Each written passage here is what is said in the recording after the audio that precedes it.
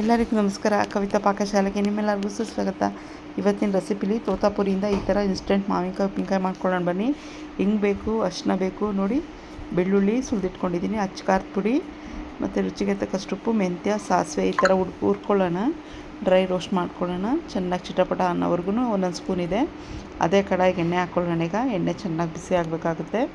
ಎಣ್ಣೆ ಸ್ವಲ್ಪ ಒಂದು 4 ಟೇಬಲ್ ಸ್ಪೂನ್ ಇದೆ ನೋಡಿ. ತೋತಾಪುರಿ ಮಾವಿನಕಾಯಿದು ರುಚಿಗೆ ತಕ್ಕಷ್ಟಿಗೆ ಉಪ್ಪು ಹಾಕೊಂಬಿಡೋಣ. ಚೆನ್ನಾಗೆ ಉಪ್ಪೆಲ್ಲ ಮಿಕ್ಸ್ ಆಗಲಿ. ಇವಾಗ ನಾವೇನು ಮೆಂತ್ಯ ಮತ್ತು ಸಾಸಿವೆ ಹುರ್ಕೊಂಡಿದ್ದೀವಲ್ಲ, ಆ ಪುಡಿ ಮಾಡಿ ಹಾಕ್ಕೊಂಡು ಚೆನ್ನಾಗಿ ಮಿಕ್ಸ್ ಮಾಡೋಣ. 1 ಟೇಬಲ್ ಸ್ಪೂನ್ ಇದೆ. ಈಗ ನೋಡಿ, ಬೆಳ್ಳುಳ್ಳಿನ ಎಣ್ಣೆಲಿ ಫ್ರೈ ಮಾಡ್ಕೊಳ್ಳೋಣ. ಈ ಬೆಳ್ಳುಳ್ಳಿ ಏನಕ್ಕೆ ಹಾಕೋದು ಅಂದರೆ ತುಂಬ ರುಚಿಕರವಾಗಿ ಬರುತ್ತೆ ನೋಡಿ. ಹಿಂಗೆ ಹಾಕ್ಕೊಳ್ಳೋಣ. ಬೆಳ್ಳುಳ್ಳಿ ಎಲ್ಲ ಹಸಿ ವಾಸನೆ ಹೋಗಿ ಕೆಂಪಾಗಬೇಕು. ಎಣ್ಣೆಲಿ ಫ್ರೈ ಮಾಡ್ಕೊತಾ ಇದ್ದೀನಲ್ಲ, ನೀವು ನೋಡ್ತಾ ಇರ್ಬೋದು, ಈ ಥರ ಕೆಂಪು ಬರುತ್ತೆ. ಸ್ವಲ್ಪ ಅರಿಶಿನ ಹಾಕ್ಕೊಳ್ಳಿ. ಅರಿಶಿನ ನಿಮ್ಮ ಇಷ್ಟ, ಹಾಕ್ಕೊಂಡ್ರೆ ಹಾಕ್ಕೋಬೋದು, ಇಲ್ಲ ಸ್ಕಿಪ್ ಕೂಡ ಮಾಡ್ಬೋದು. ದಿಢೀರಂಥ ಉಪ್ಪಿನಕಾಯಿ ಆಗೋದು ಇದು. ಇನ್ಸ್ಟೆಂಟ್ ಉಪ್ಪಿನಕಾಯಿ ತುಂಬ ಚೆನ್ನಾಗಿರುತ್ತೆ. ಒಲೆ ಆರಿಸ್ಬಿಟ್ಟೀಗ ಅಚ್ಚ ಖಾರದ ಪುಡಿ ಹಾಕ್ಕೊಳ್ಳೋಣ. ಖಾರಕ್ಕೆ ಎಷ್ಟು ಬೇಕೋ ಅಷ್ಟು ಹಾಕ್ಕೊಂಡು ಸ್ವಲ್ಪ ಫುಲ್ಲು ತಣ್ಣಗೆ ಆಗಬೇಕು. ತಣ್ಣಗೆ ಹಾಕಿದ್ಮೇಲೆ ನೋಡಿ, ಈ ಥರ ಮಿಕ್ಸ್ ಮಾಡಿಬಿಟ್ರೆ ಇನ್ಸ್ಟೆಂಟ್ ಉಪ್ಪಿನಕಾಯಿ ರೆಡಿ ಆಗುತ್ತೆ.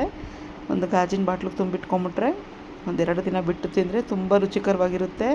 ಅನ್ನಕ್ಕೆ ಎಲ್ಲ ಜೊತೆಗೂ ಹೊಂದ್ಕೊಳ್ಳುತ್ತೆ. ಬೇಳೆ ಸಾರಿಗೆ ತುಂಬ ಚೆನ್ನಾಗಿರುತ್ತೆ.